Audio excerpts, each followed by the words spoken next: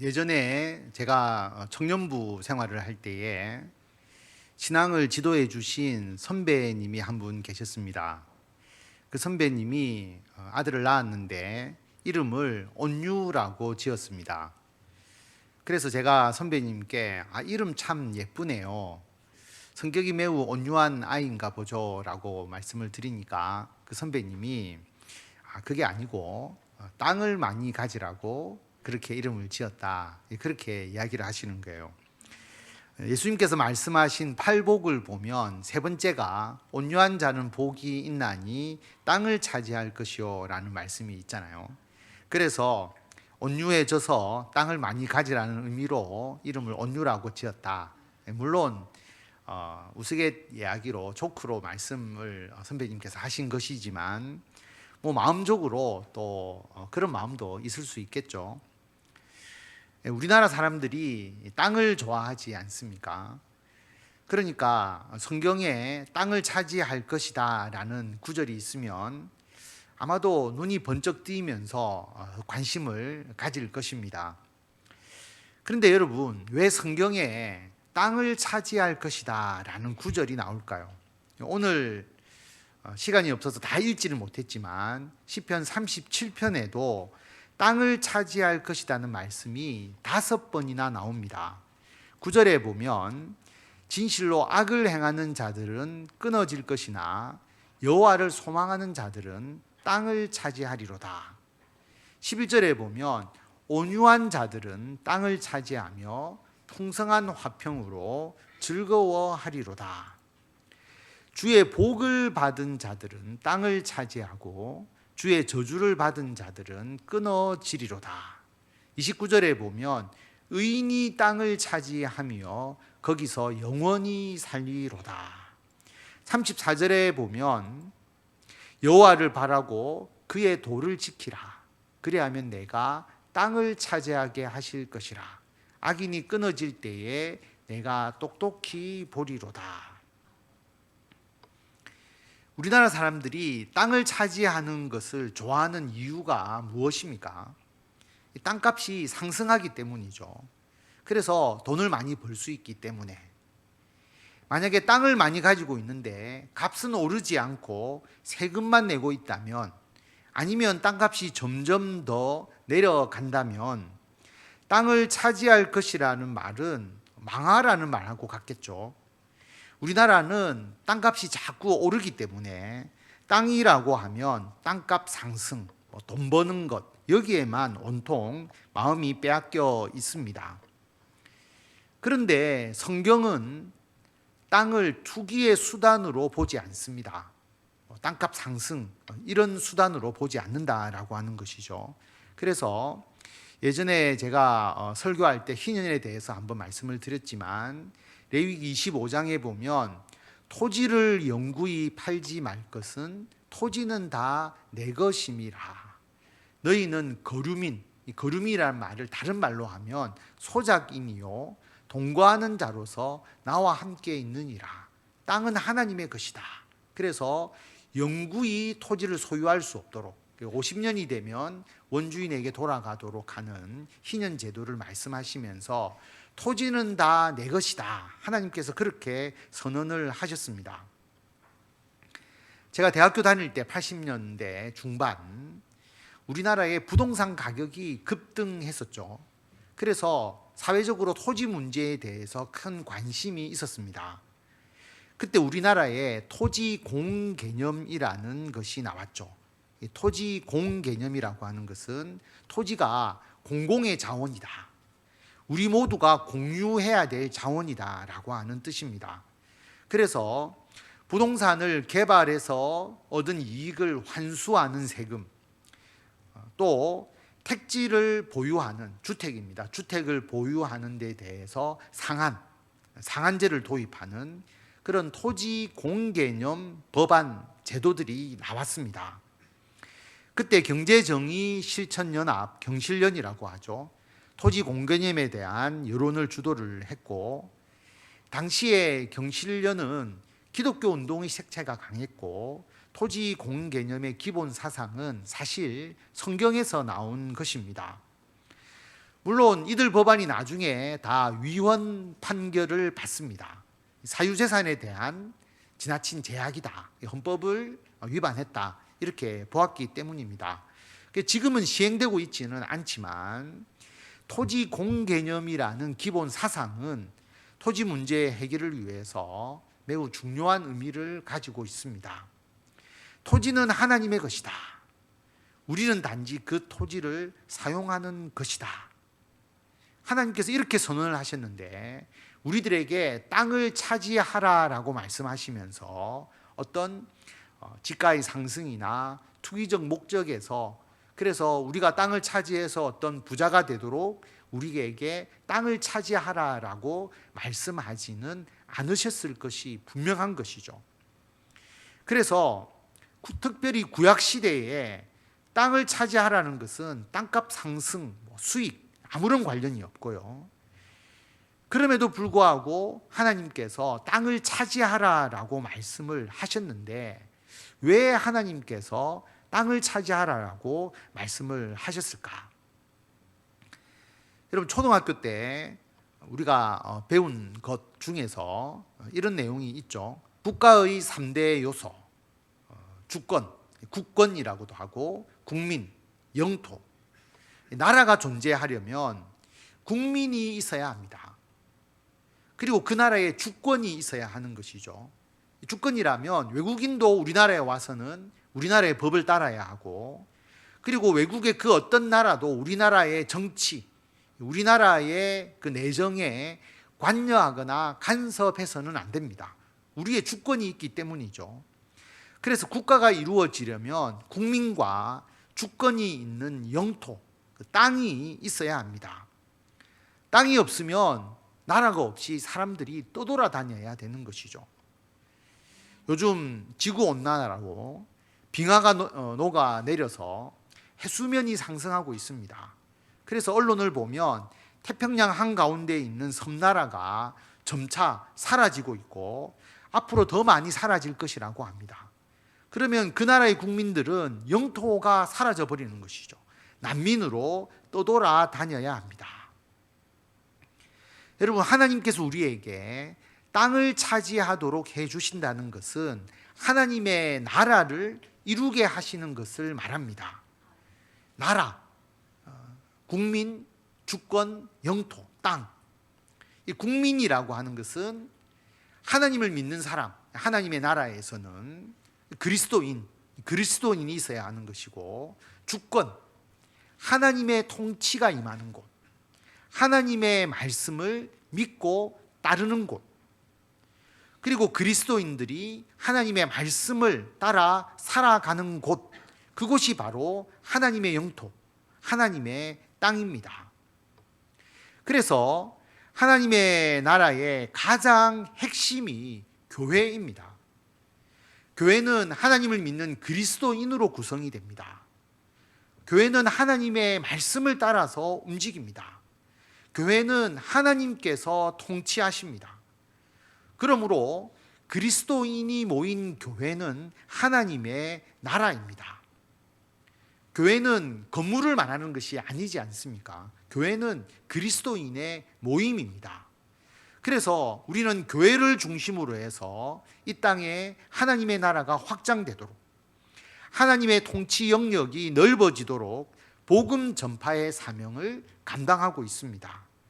그러므로 하나님께서 우리에게 땅을 차지하게 하신다라고 하는 의미는 하나님의 나라를 확장해 가라는 뜻입니다. 내 땅에서는 내가 영향력을 미칠 수 있지 않습니까? 다른 사람들에게 내 땅을 밟지 마라 라고 말하면 다른 사람들은 내 땅을 밟고 지나가지 못합니다. 내 땅이라는 것은 내가 주관할 수 있고 내가 영향력을 미칠 수 있는 곳입니다. 그러므로 하나님께서 우리들에게 땅을 차지하게 하시겠다는 의미는 우리가 살아가는 곳에서 너의 영향력이 미치도록 하겠다라고 하는 뜻입니다. 우리가 하나님을 믿는 그리스도인으로서 영향력을 미쳐야 그곳이 내가 차지한 땅이 됩니다. 여러분, 예수님을 믿는 사람들은 살아가는 곳에서 영향력이 있어야 합니다. 예수 믿는 자의 영향력이 세상 속에서 점점 확대되어 가야 합니다. 이 세상에서는 영향력이 어디에서 옵니까? 이 세상에서는 권력을 가진 자가 영향력을 행사합니다. 그런데 여러분, 권력에 의해서 행사하는 영향력은 진정한 권력이 아닙니다. 그 영향력은 권력과 함께 사라져 버립니다. 예전에 부산시 산하기관의 사장을 하신 분이 있는데, 그분을 제가 잘 알아서 이야기하던 중에 그분께서 저에게 이런 말씀을 하셨습니다. 그 산하기관, 그 기관 옆에 아주 유명한 한우 식당이 있었습니다. 그 회사가 단골로 이용하는 집이거든요. 그분이 기관이 사장이실 때 그 식당에 가면 늘 특급 대우를 받았다고 합니다. 그런데 사장을 다 마치고 개인 신분으로 그 식당에 가니까 완전 찬밥 대우이더라 라고 하는 것이죠. 굉장히 섭섭했다라고 말씀을 하신 것을 제가 들었습니다. 그분이 그 식당에 대해서 가진 영향력은 그분의 영향력이 아니라 부산시 산하기관 사장의 영향력이었던 것이죠. 여러분, 내가 가진 영향력이 나의 영향력인지 내 지위의 영향력인지를 구분하셔야 합니다. 내 지위의 영향력을 나의 영향력으로 착각하면 안 됩니다.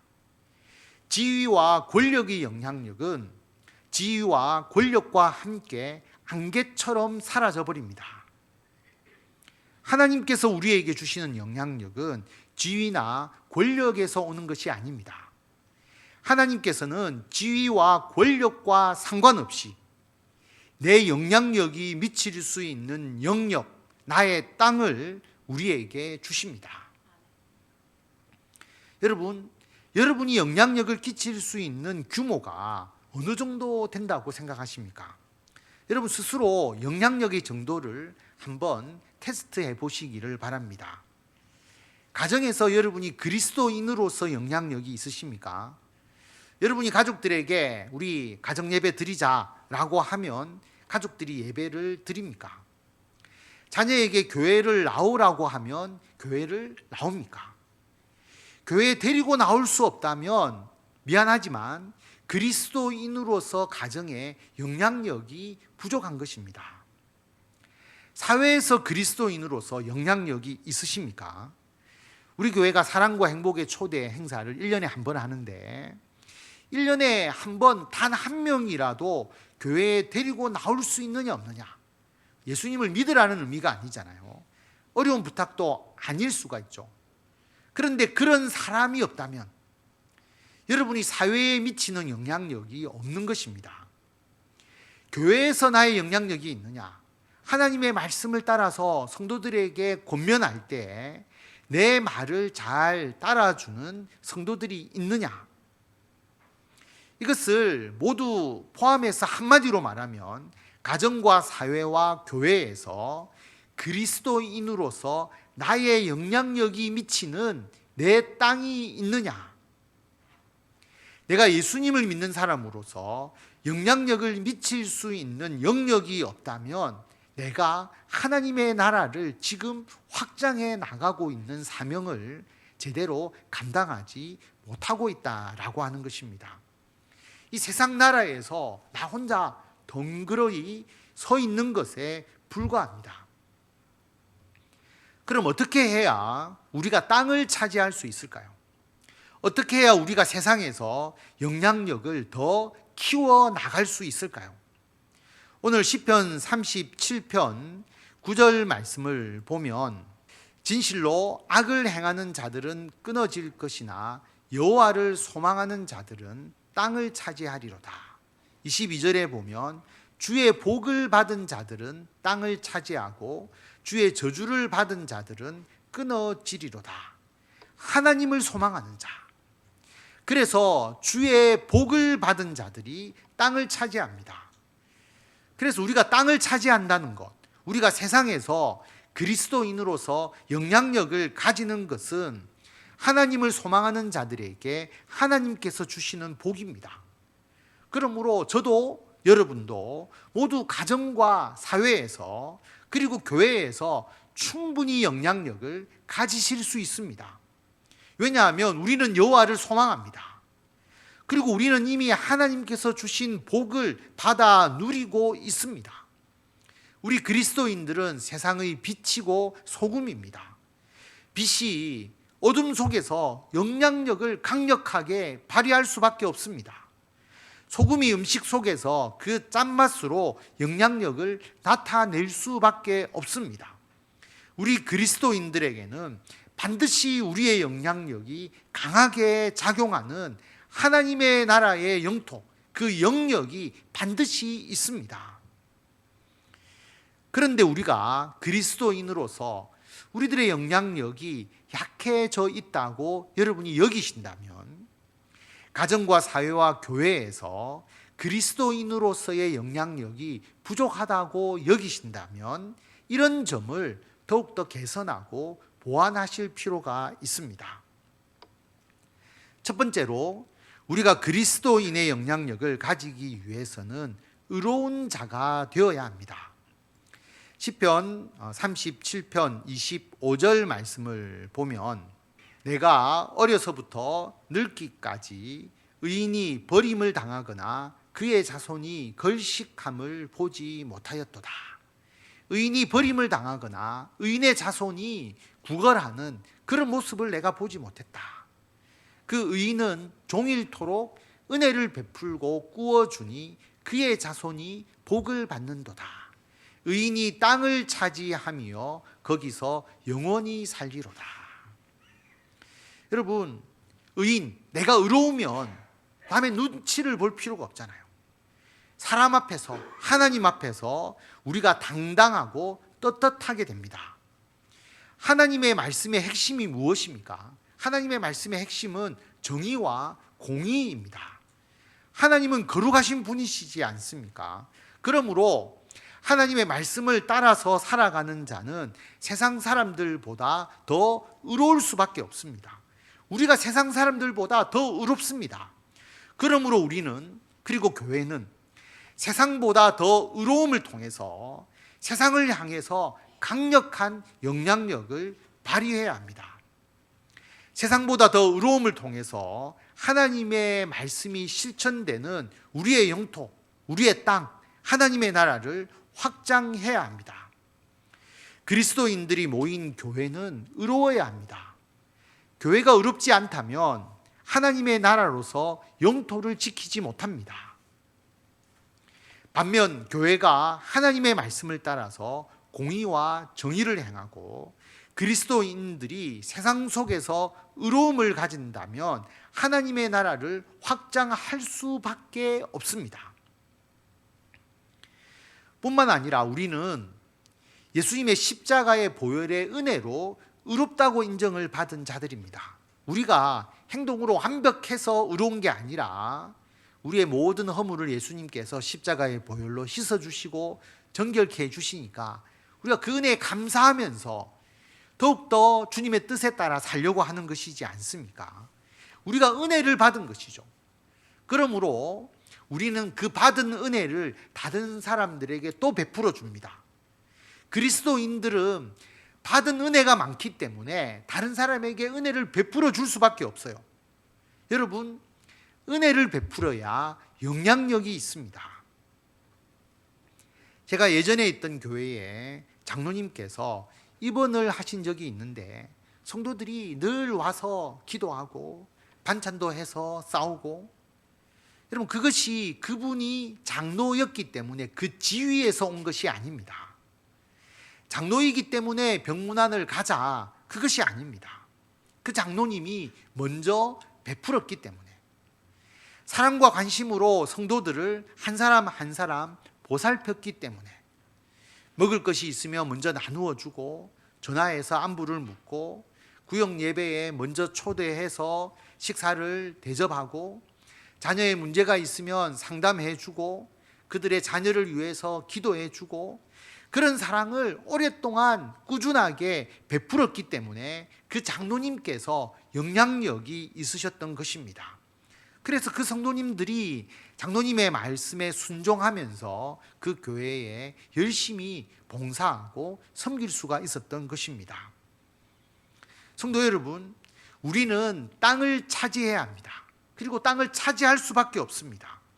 가정과 사회에서, 교회에서 우리가 영향력이 있는 삶을 살아야 합니다.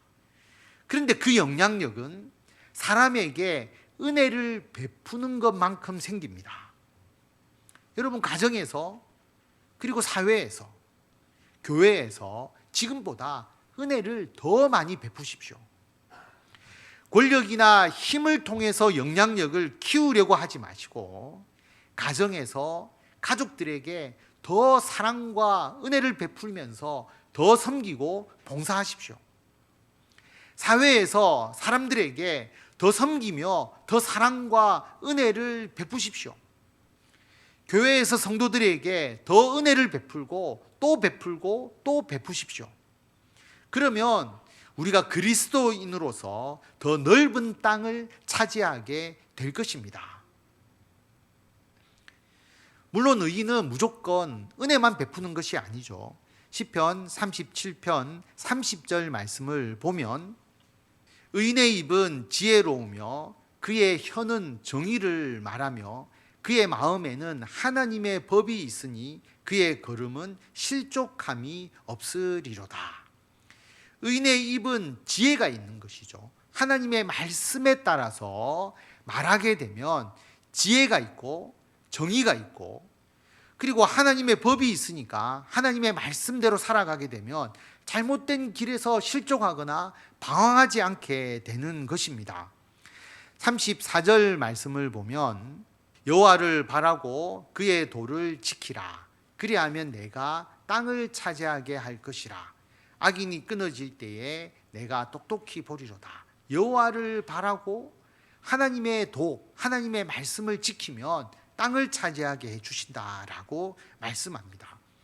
여러분, 우리 그리스도인들은 하나님의 말씀에 따라서 살아가기 때문에 우리는 항상 오른편에서 정의와 공의롭게 모든 일을 행하기 때문에 우리가 영향력이 있는 것입니다. 우리가 하는 말이 하나님의 말씀을 따라서 하게 되면 우리의 말은 지혜가 있고 정의로운 말이 됩니다.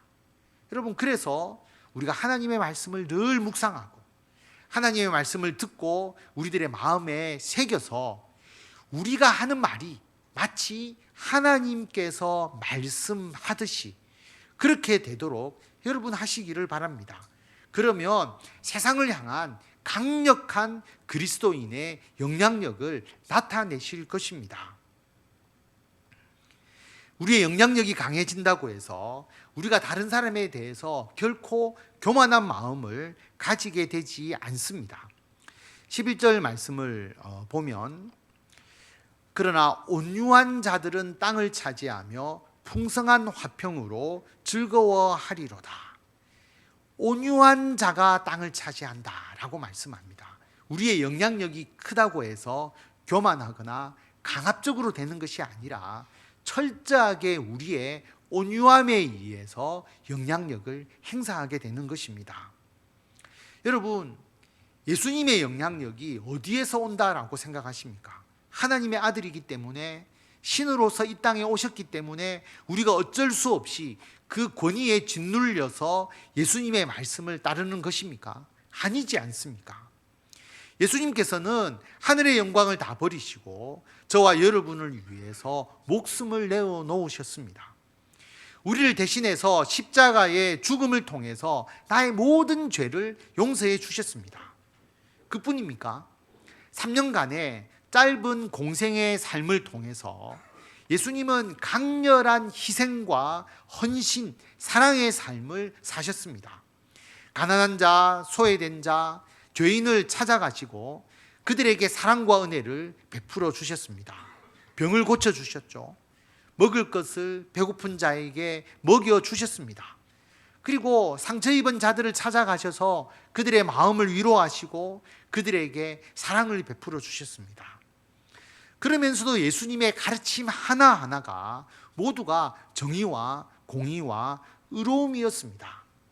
그러면서도 예수님은 끝까지 온유함으로 사람들을 대해 주셨습니다. 그런 예수님의 모습 때문에 우리는 예수님의 그 삶, 그리고 그 말씀에 감동을 받아서 예수님을 위해서 목숨을 바치고 삶을 바치는 길을 지금 걸어가고 있는 것입니다. 예수님의 십자가, 그것이 바로 예수님의 영향력입니다. 성도 여러분, 가정과 사회와 교회에서 예수님의 사랑으로 철저하게 희생과 섬김을 통해서 은혜를 베푸시기 바랍니다.